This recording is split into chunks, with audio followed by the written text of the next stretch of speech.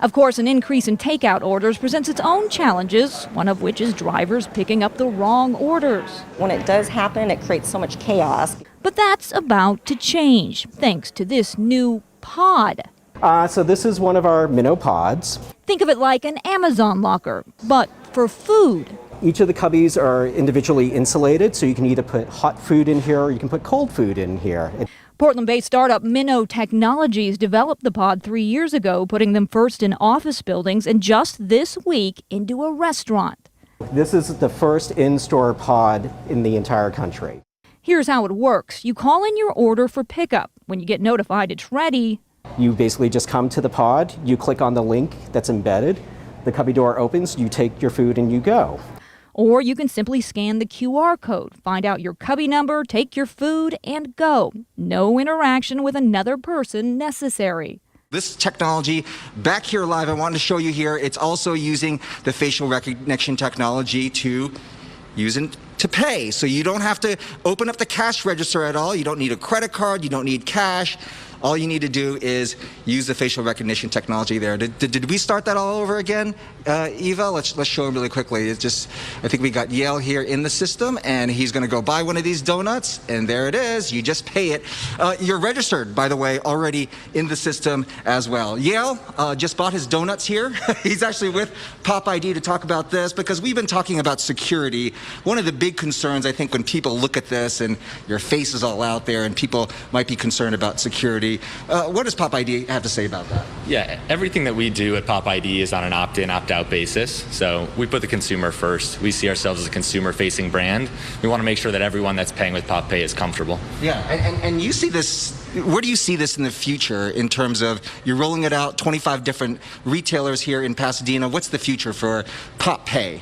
Yeah, it starts with hyper-local network here in Pasadena, and will gradually expand throughout Southern California. And we hope to make Pop Pay a payment method for retailers across the U.S. This is P.F. Chang's. Our fire will never go out. Our chefs would be honored to serve you dinner tonight. P.F. Chang's. Free delivery, curbside pickup, or at your local grocer.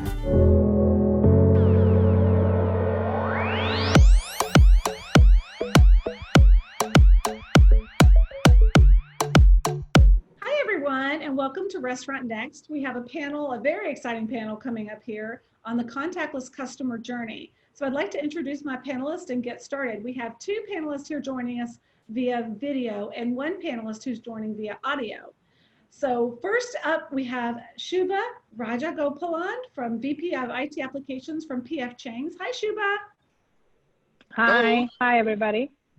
And then we have Emma Dyer, who's the owner of Crisp Salads. Hi, Emma. Hello. Thanks for joining us. And last but not least, on the phone here on audio, we have Ray Ledford, who's the owner of Lêberry Bakery. Hi, Ray. Hello, everybody. Hi, welcome Hi, Ray. to the program, you guys. Hey, Thank Ray. you so much for joining me. So let's just go around with the panelists and just really quickly give me a brief description of what you do in your current role and maybe kind of how you got your business started for those of you who own your own businesses. So we'll start with you, Subha. Hi. Hey, I am the odd one out. I work for P.F. Chang's. So it's great to see a couple more owners too. So I've been with P.F. Chang's for 3 years now. I am in IT. I'm in charge of all the IT applications within P.F. Chang's. So obviously, like everybody else, we've gone through the journey of COVID. We are in that journey right now. So hopefully I could share some of our experiences and what we've done. My background before P.F. Chang's is retail. So I've always been in the distribution sector, like in the retail sector. And so P.F. Chang's is my first restaurant experience. It has been really awesome. There's a lot of changes happening in P.F. Chang's. We had ownership changes, leadership changes, a lot of strategic initiatives. It's been an awesome experience. And then obviously with the COVID, we've done a lot of things with respect to getting our restaurants up and running during this time. The great story is that we really did not close any restaurants during the COVID period. They've all been open for delivery and takeout in various locations. So that's been really good. And we had to pivot our technology to support that fully and not through dine-in. Obviously being, family style restaurant, we had a lot more dine-in technology in. than we had on the off-premise dining. But we've done a lot of work, especially with respect to the contactless journey, as COVID kind of, I don't know if eases out is the right word or not, but as we're settling to live with COVID, what does that mean from a contactless perspective? We've done a lot of investments in that journey. And we continue to, again, open restaurants for dining as well, based on what the government has given stipulations on. Yeah, that's a great summary there. And congratulations on keeping your restaurants open, however you've been able to do that. So let's go to you, Emma, and tell us a little bit about your role there and how you came up with your concept. Yeah, so although my official title is owner, I actually have on my business cards founder and chief salad officer. We are a salad-focused restaurant. Nice. I opened Crisp 5 years ago here in the Portland area because I saw a need for fresh, whole foods in a more fast, casual environment. We've got a ton of burger places, a ton of, pizza and all of that fun, good stuff. But I really saw a hole in the market here for fresh, whole foods. And so that's really our goal, is to get more fresh, real food out to the Portland community. And I really love salads. I was vegan for a while. I don't come really from a restaurant background. So I actually sold medical equipment and technology up until I opened the restaurant. But when I was younger, like at 14, I worked at McDonald's. At 16, I was a busser in a fine dining restaurant. And I kind of, put myself through school serving tables, but never thought I would be in the restaurant industry. But I've really, it's challenging, but I've really enjoyed it. And I'm what I consider an early adopter. I do like technology, so this panel is exciting for me, and I can't wait to learn from the other panelists what they're doing right now. So maybe I can implement it at our restaurant. And I should just opened a second location too. So we just did that. Great. Congratulations. So my name is Ray Ledford. I was the co-founder and CEO for Prime Restaurant Group and Prime Partners. I just recently went back to be on the board of directors for Prime Restaurant Group. We are multiple restaurants. We have over 650 units worldwide. We have a lot of different exclusive brands. We have brands that we made up, but we're predominantly in the franchise system. My partner and I currently opened up a plant-based bakery. We've been there for 2 years now in the city of Pasadena, and we're getting ready to expand this. Our business has really shifted and changed for the bakery aspect. Beforehand, we were predominantly all takeout, and we had a lot of dine-ins. And then in January, we shifted more so because we had to be able to be contactless. So we started with Pop ID, which is a completely contactless system. We started with them last year in December. Even before businesses had started closing down and everything else, we had already had this technology in place. And this technology has helped us so much because so many new customers are coming because they do not have to touch anything. They don't have to be around anybody. They don't have to do anything. They get their food, they're ready to go, they're out the door. So our business, we did close down for a month and, for the bakery aspect. And, that month was a tough month. But when we came back, our first month back, we did 3 times the amount of sales that we did previously before COVID. That's fantastic. Amazing. Tell us, Ray, a little bit about, now that we're kind of diving into the tech, tell us how the Pop ID system works. I mean, we're going to show a quick little video before the session, but tell us a little bit about like the customer experience and how they pay with their face. So basically the customer comes in, they place their order with us, they order whatever they want, they point. They don't even have to speak to us. They point. We go over to the register system, which is about 3.5, 4 feet away from the customer. We press in the total into the Pop ID. We walk away. They walk over. They pay with their face. They pull their mask down, and they literally pay with their face. We get the receipt. Wow. They can tip on there. They can do it all. There's no carrying a credit card. There's no pulling out anything whatsoever. And the processing fees through Pop ID is cheaper than my merchant services. Wow. Now that's a big thing as well. I mean, for so many restaurants struggling right now, looking to try to minimize cost in whatever direction they can. As far as the Pop ID itself, isn't it sort of a loyalty-based thing where they opt in and they sign up and then it's ready to roll, right? Is that the way it works? Basically, that is the way it works. They do have to sign up. So they come in, they sign up for it. They can sign up at home. They can sign up on a laptop, whatever. They sign up. Pop ID has a promotion, usually for all new restaurants, that they will put $25 onto anybody's card who signs up. So if you put $25 on your card, Pop ID is going to give you $25. So you have $50 worth in spending, which it doesn't affect us at all as being, the merchant. It doesn't affect us one bit because then they're spending more money. So basically all their database from that customer that signed up, we don't get credit card information no more. So it's more secure than it was before. We just get their email address, their name, their phone number. We get all that, and then I take that information and I compile that information into an email list, inviting them back with a coupon or whatever else to entice all these Pop ID customers back. They do it all for you. Everything is done through Pop ID. I don't pay any fees to Pop ID, just the merchants. They came in, they installed it, they did everything. I just do the merchant processing where they take their percentage. Wow. Wow. Yeah. That's cool. So we'll switch gears and we'll talk to Emma about what her solution is, but I'm sure that maybe even you, the panelists, might have questions for each other. I do. Yes, we do. Let's talk briefly Yes, about we what do. you're doing with the pods, the pickup pods. Yeah, so, and I definitely want to have a chance to ask some questions later of Ray. We've had contactless pickup for our takeout orders and all of the delivery services that we use via a shelf that we've had for, I think, almost 2 years now. We switched to that model because it really helped with the flow of our restaurants. So we're counter service. So a driver would come in or an online customer would come in and they would have to come to the register. And a lot of people were shy about breaking the line, or the people at the counter would feel like it was rude if a driver came up and interrupted, and we'd have to go behind us to get the order off of our back shelf. And so we switched to the shelf model a couple of years ago, and that was just a game changer for us, just that alone.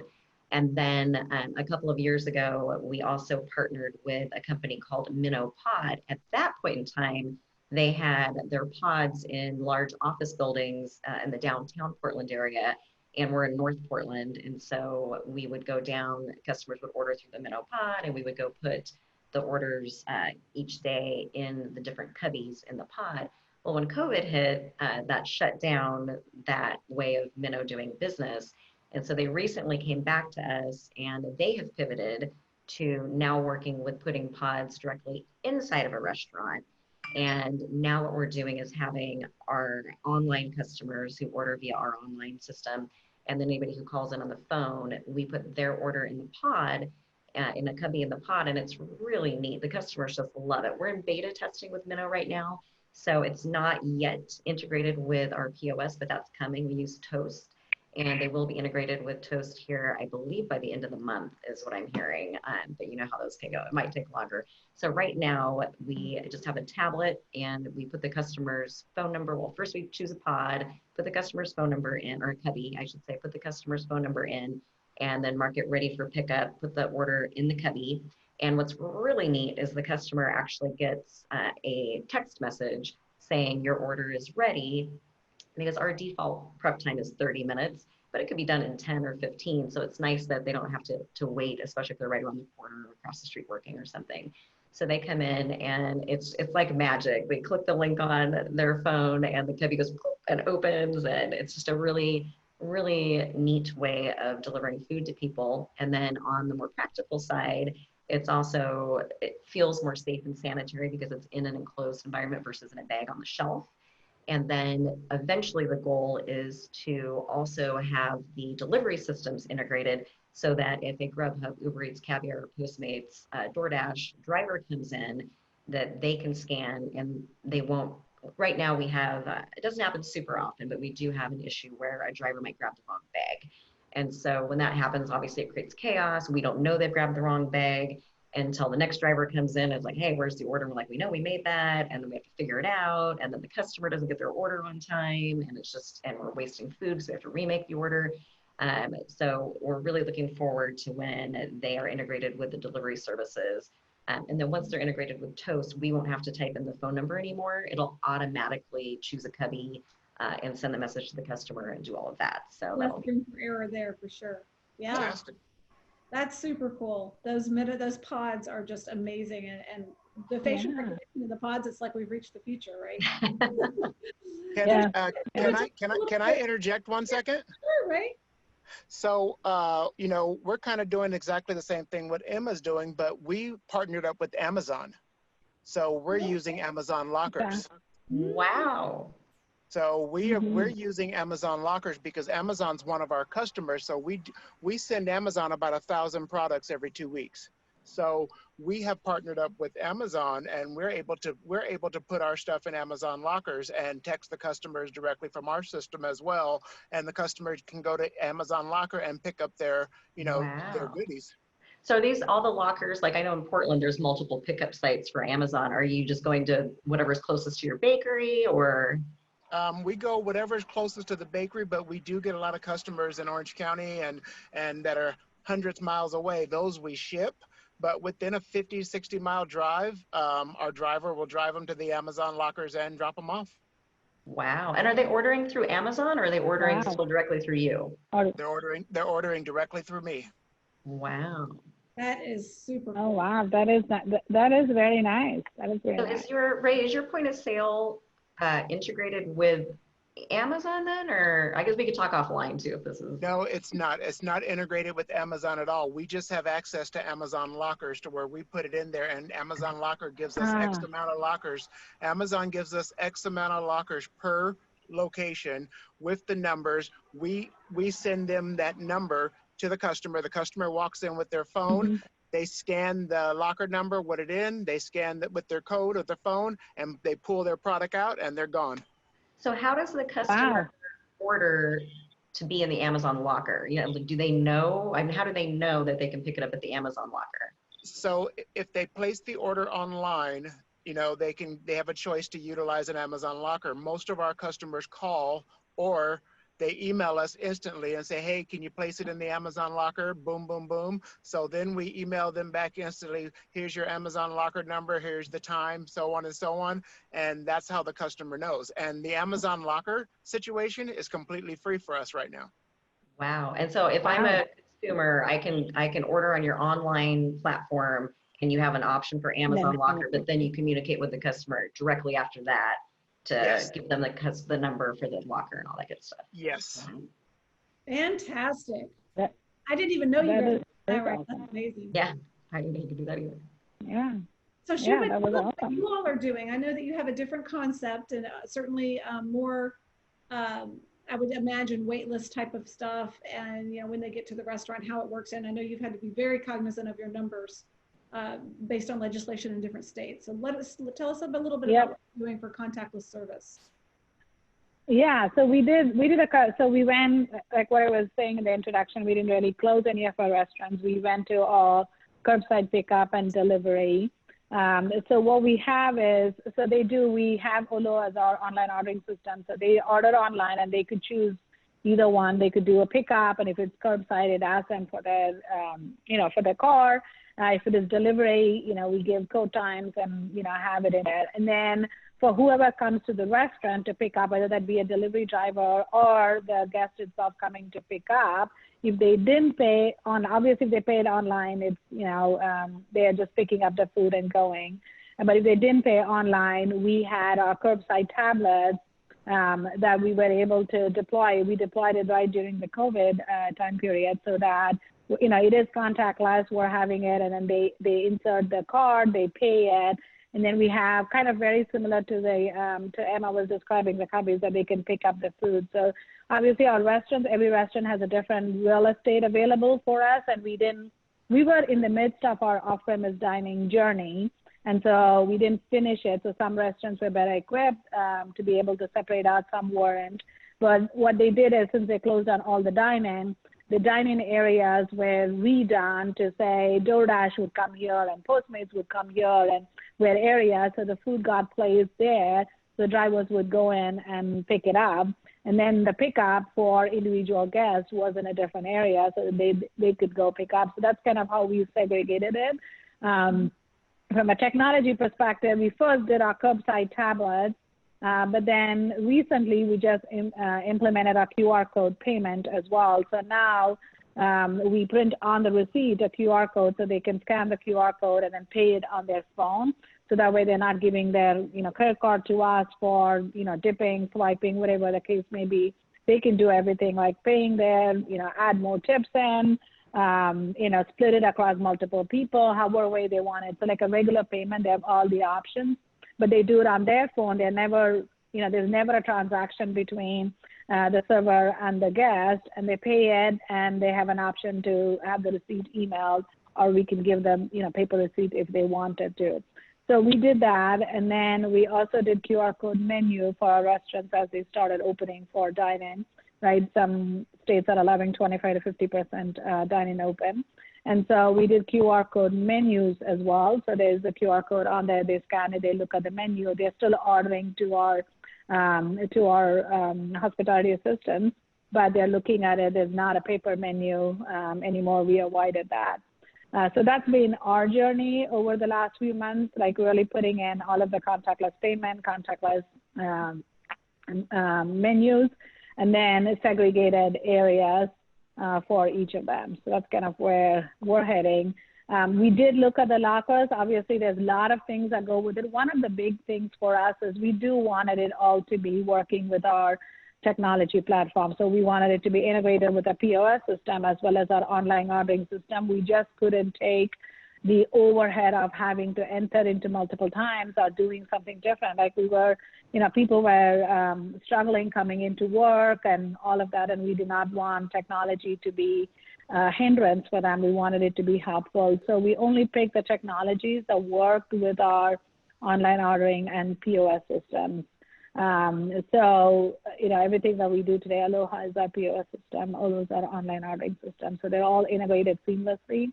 So that way the operators are really handling the food, handling the guests, being safe for themselves and the guests, and not having to worry about entering it here and entering it there.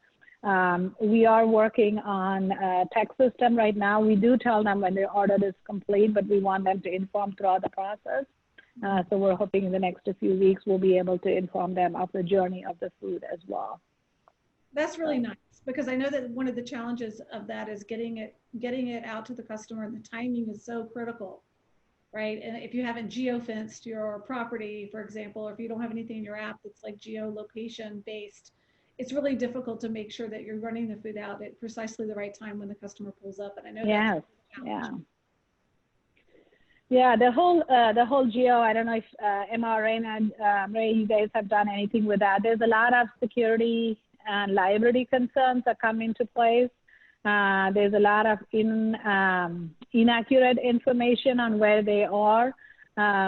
So we're kind of, we've been looking at a lot of it, testing a few, but we would rather have as correct information as possible to the guest rather than maybe half correct or 3/4 of the way right. And so we're kind of still looking at different options to see what would make the most sense there. Yeah, I mean, you definitely don't want to roll something out if it's not completely ready to roll. And I get the integration issue, right? I mean, Ray, I don't know if Pop ID integrates directly to your POS, and I know you said Minnow is integrating into your Toast point of sale, Emma. So has that been challenging for you guys at all, Ray, or has it been pretty seamless? I'm sorry, say that again? Your Pop ID system, is it integrated with your point of sale? The Pop ID does really well. I mean, our Pop ID in store, it does, I want to say, I did the reports last week when I was out of town. Pop ID equates for 39% of my sales right now. Wow. Does it integrate, Ray, with your point of sale system? It is integrated with our, but it's, let me explain it to you once again. So basically, it's a double-sided tablet basically. So the tablet itself on one side, the guests have the guest is where they use their face based on the whole camera system. And then on our Mm-hmm. side, we punch in just the total, then the guest walks up and do all that, and then it prints a receipt for us from the Pop ID system. It prints a receipt, so we know that it was paid for. They take their order, they're gone on their way. So it's not actually integrated directly with our system, but the receipts that come up, and my employees, they have to put the total in there, so they have to ring it up on our system. So it's a two-step process, but it's like 2 seconds. I mean, literally, they're just inputting the number up top, and then the inventory is based off of the Aloha system. And then at the end of the month, for the tracking aspect, all the transactions are based. I just roll them over based off of all the transactions, and we balance every day to the penny. Mm-hmm. Yep, makes sense. Well, you guys, this is fascinating. I mean, we've got a payment, facial recognition authentication, and Ray, I was telling before you joined that we have a little bit of that. I think it was Good Day LA, the news clip. Yes. We'll be showing a little bit of that before we start this panel, so everyone can kind of see how it works a little bit. And then Emma, we have the clip of you, your minnow lockers, and then Subha, we have some cool PF Chang's footage too. So anything else you guys want to add about like the future of contactless, or what you might be looking at in the near future before we wrap up? Subha, maybe start with you. Yeah, absolutely. So we are looking at something like the locker system that you guys were describing. Again, with the number of restaurants, we want to try to be consistent in what we do, and be as integrated as possible. So our menu system, our QR code menu, is going to be fully automated and integrated into our POS. So that way, when there's, hey, we run out of avocado on a Thursday, we can turn off avocado rolls for that. And then when it turns back on, it automatically shows in and out of your menu, so that when we truly show, it's a dynamic menu to the guest. So that's coming very soon.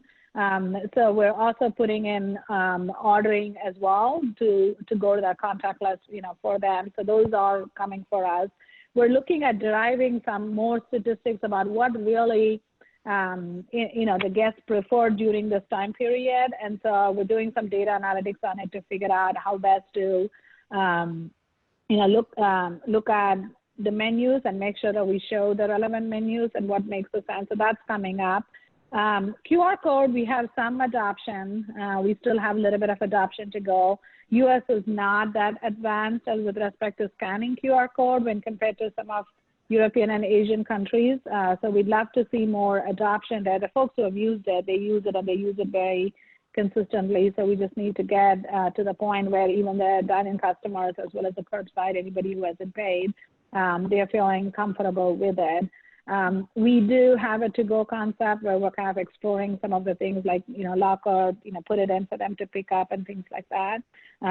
So we're trying a few different technologies to see what would make more sense for us. And then the second is really understanding the wait time all the way from a customer ordering to when the food gets delivered to their homes or get picked up, so that we can figure out where is, like Emma, you were talking about 30 minutes, we are also around that. And we want to see where we can reduce some of that so we don't go over the 30 minutes. So that's been a lot of the effort as a next step as well. That's exciting. That's all exciting. That's a lot of projects to consider. Yeah. So yeah, best of luck as you kind of tackle one by one. And hopefully, this conference will give you a lot of tidbits about what other folks are doing.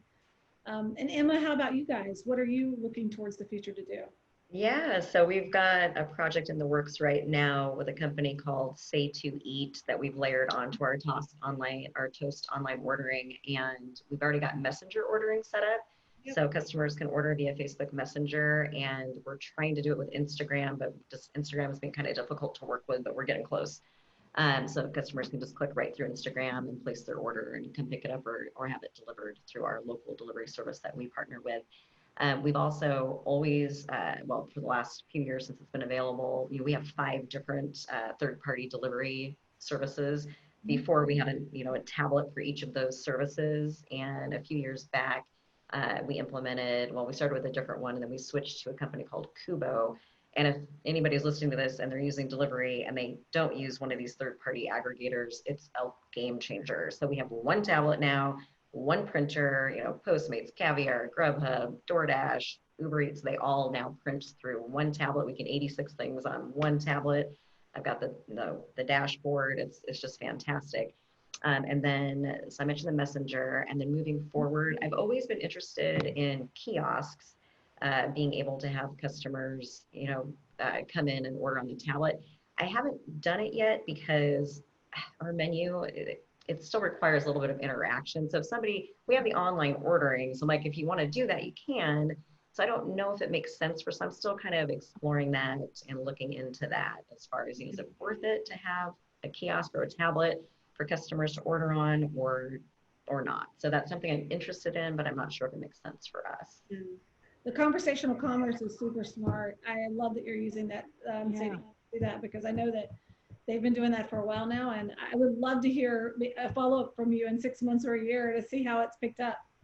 And Ray, how about you? What are you guys? You guys are already kind of zooming into the future with your facial recognition payments, which is so cool. What else are you looking at?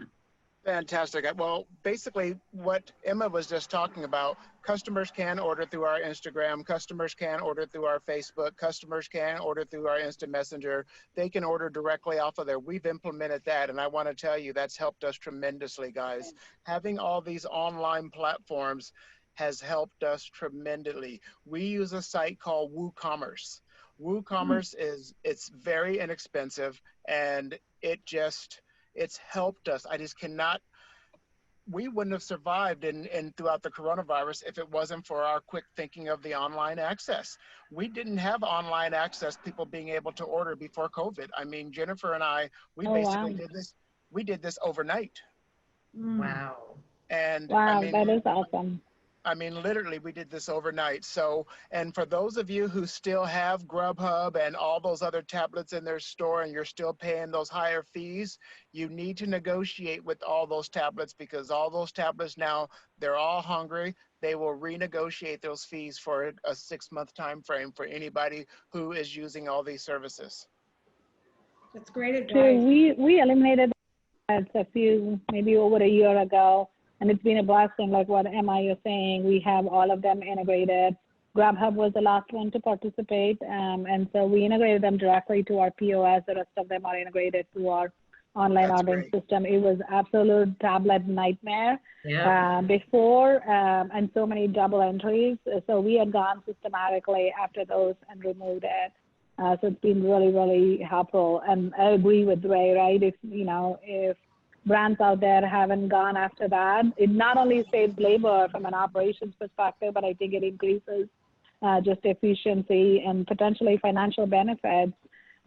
We also saw a lot of benefits to Google ordering. We added that recently. Ray, to your point, using some of these social media sites to quickly order is been a big benefit, because people are at home. They are in one of these social media sites, and if we can introduce a button there that directly, gets them to quick ordering, that's awesome. Our Google ordering has really gone up, and it was, I don't think we expected that much in the first week when we implemented it. Has anyone used TikTok for that? Just curious if anyone's tapped into TikTok. TikTok? Yeah. We do not use TikTok, even though TikTok is a huge platform for social media. We do have a lot of enforcers for us that, we utilize a lot of different enforcers that have TikTok that, they go on TikTok, they have, 100,000 followers. We use enforcers for that, but Jennifer and I don't get involved. We're just too busy. So we do use enforcers. And I got to tell you guys, if you're not using your social media like you should, you're hurting yourself by 25-30% in your sales. There is one other thing that we're working on it, but we're on the beta test program with Google for them to use their robots to deliver. Oh, wow. Okay. Oh, cool. Very nice. Google has put us on their beta list, and they've done like 2 for us so far with these little robot type dog, little, they look like ice chests on wheels. That's all digital. Someone would have to steal the whole ice chest, but they're really heavy.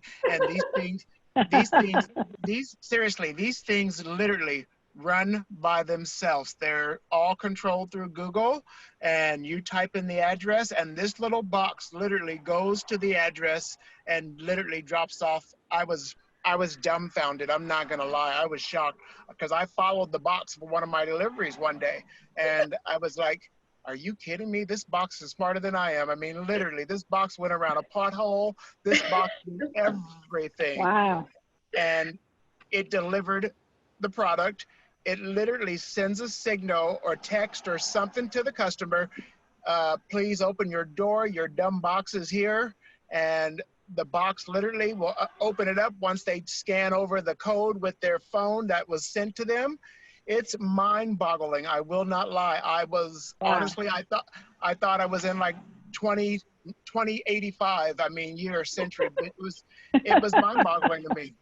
So that's amazing. That's taking contactless to a whole new level. Yeah. Looking forward to continuing this journey with you all. Our contactless customer journey, I think, is just getting started. And so I look forward to seeing how it evolves with all of your brands in such unique ways. And thank you for being here to share your technology journeys with us.